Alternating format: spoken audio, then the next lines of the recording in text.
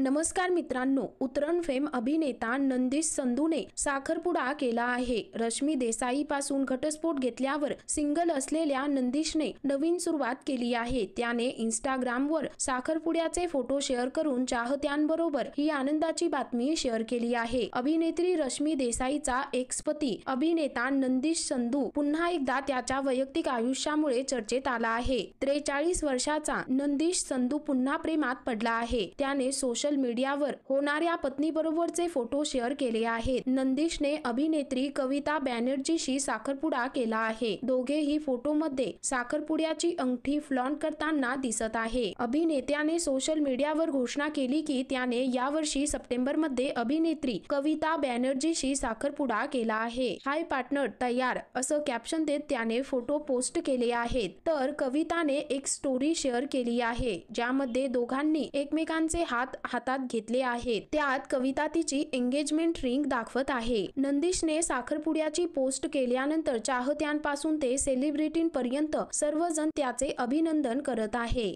मराठमोळ्या अमृता खानविलकरनेही या जोडप्याचं अभिनंदन केलं आहे। चाहत्यांनी नंदिशच्या या पोस्टवर लाईक्स आणि कमेंट्सचा वर्षाव केला आहे।